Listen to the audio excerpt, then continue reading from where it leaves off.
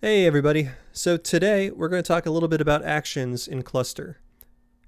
So to start, I'm just going to take a multi-beam file, drag it in here, and you'll get a new action. So we haven't talked about this before, but this actions pane, this basically tells you what steps need to be done to finish this data set. So the first step is just to convert it. Take it from that raw format and move it into the processed cluster data format. You'll see that as soon as that file is included, we know the identifier, which in Kluster is the model number, the EM710, the serial number 241, and the date, March 17th, 2020. So if I hit start, it's going to take that raw data and convert it into the cluster data format here. And it's going to zoom, and then you'll see that it's open over here. So here's that line. So the second step and the final step in Kluster is to run all processing. I'm going to go ahead and start. And so this is going to be all of the steps that go from that converted data in Kluster to the fully processed georeferenced data set that we need to make grids and other products. So there's a couple steps. It's going to do the vessel orientation here. It's going to do the corrected beam vectors. It's going to correct for sound velocity. It's going to georeference those sound velocity corrected data, and it's going to calculate the uncertainty values.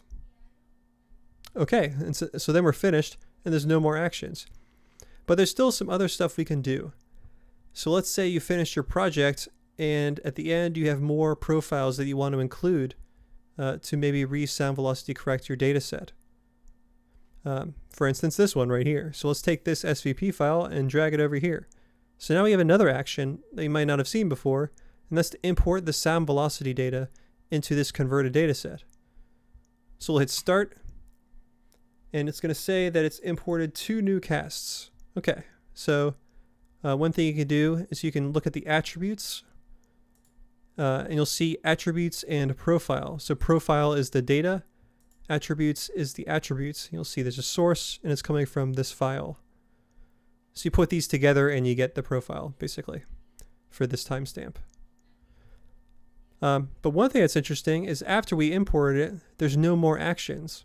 You might have expected to see a sound velocity correction action. Well, Kluster is able to look at all of your profiles and determine whether or not you actually need to sound velocity correct. So in this case, you did not, because you had the right profile to use already. Okay, so let's look at the last kind of file that you can import this way, and that's a POSPAC ESPet. So let's take the ESPet and drag it in here.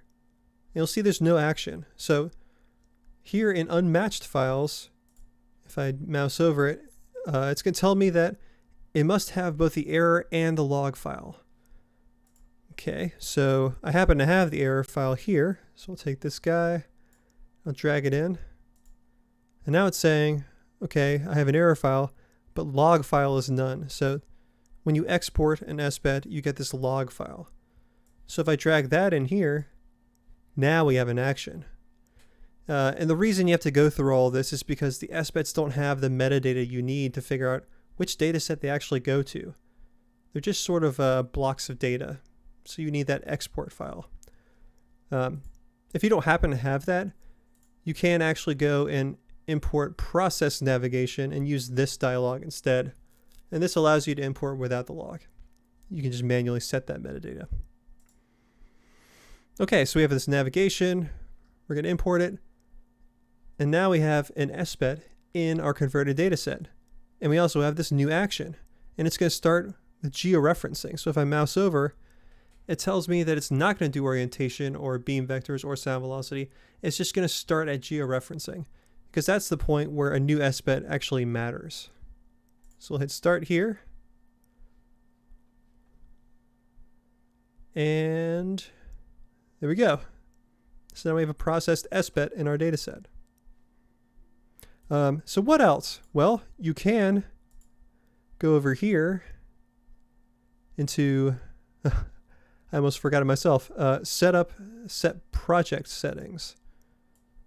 Okay, because let's say that you went all this way and you're like, I didn't want it in WGS84, I wanted it in NAD83. Well, that's a bummer, I'll have to start over. Well, you won't, because if I hit OK here, it's going to know that changing that coordinate system only matters at the georeferencing step. So now I just hit start.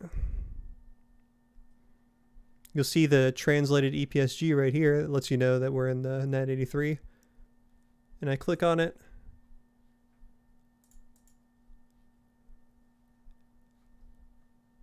And here's our new EPSG code. So you can keep going with this. You can look at, we haven't looked at offsets yet, but if you change offsets, you get a new action. If you change your static uncertainty values, you get a new action. So actions allow you to make changes and just immediately process those changes in without having to understand all of the intricacies of how these things work together. Okay, great. So there is one last thing I want to talk about because it kind of ties in with this action thing that we talked about today.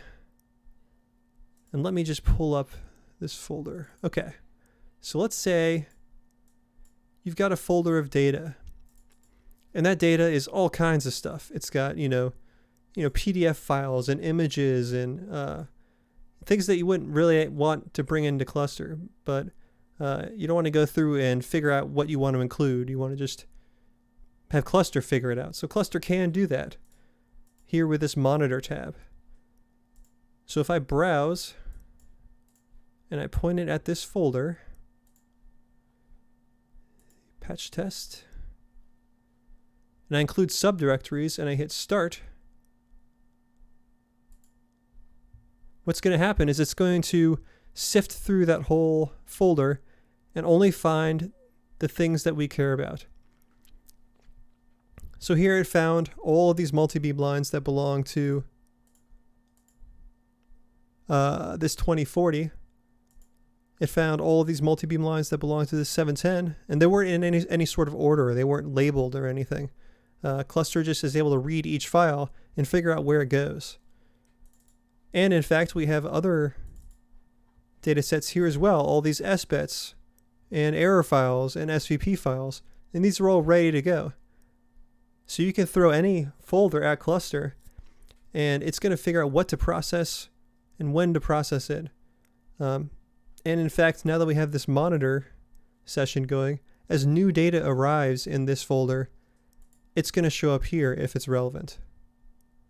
So the Kluster action system is a really powerful way of delivering intelligent multi-beam processing without understanding all of the weirdness that goes into it. And I'm going to stop there. So I hope that was useful, and I will talk to you later.